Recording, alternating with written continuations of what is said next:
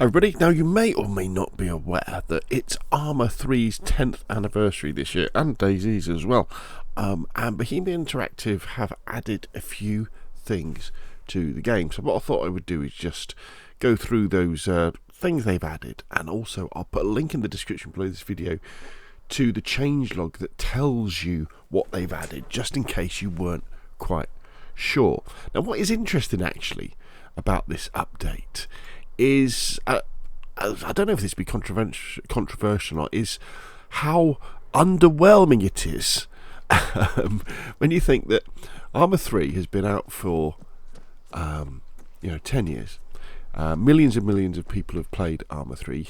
It's still being updated today. We just had a major DLC with the Spearhead 1944 World War II DLC not that long ago. And there's not many games that last 10 years and still have an incredibly active player base and modding base. And it's a bit surprising that this is all we've got. And I'm wondering if there's something else coming up as well. Or could it be simply that Bohemia Interactive are like, well, look, to be honest, we don't want to rest on our laurels. Arma 3, fantastic. It's going to be, we're going to keep it kind of live going forward. There'll always be a small team working on Arma 3. But at the moment, Reforger and Arma 4 is our real focus indeed, which, you know, I've got all the respect in the world for.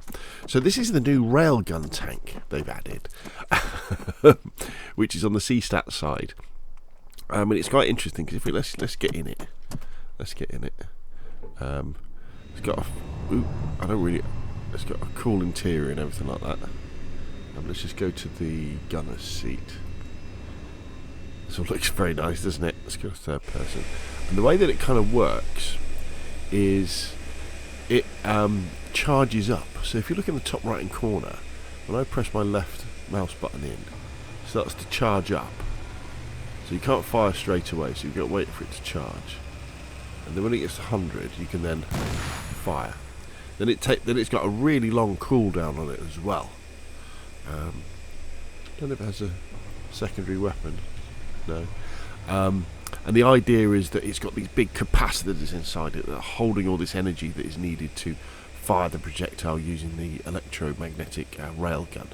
And so it's kind of like a sniper tank, or a cool idea actually, which they put in the Arma Reforger blog post about it, is maybe this would be a high value asset that you'd have on a mission that needs to be destroyed, that sort of thing. Let's go to the driver's seat.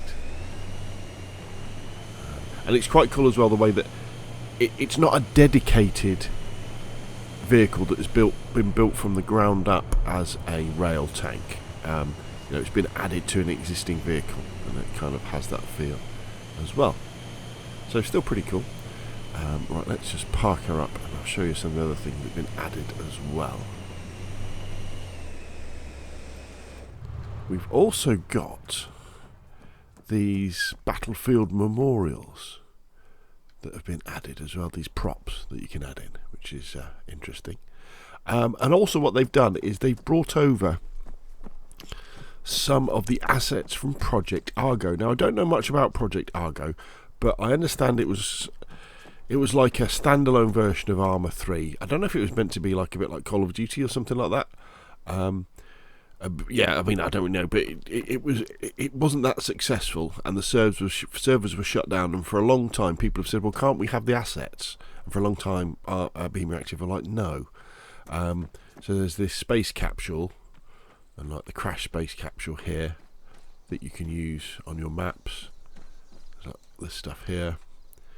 These, I think it's these lamps as well, and these lanterns and these scarecrows as well. And now if we just go back to the editor actually, and we set it to night time,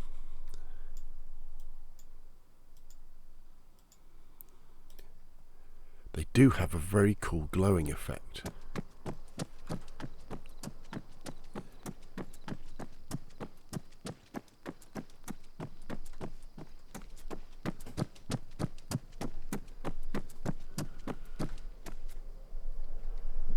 How cool are they?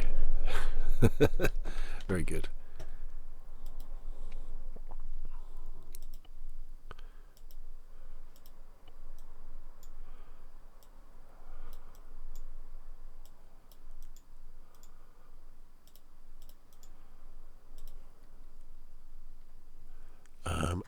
also have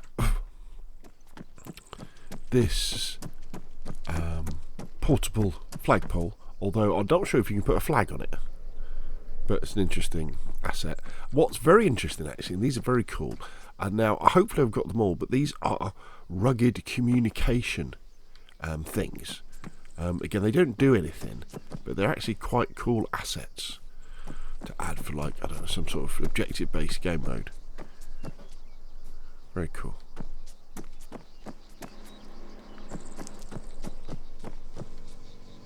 And there's this tablet as well.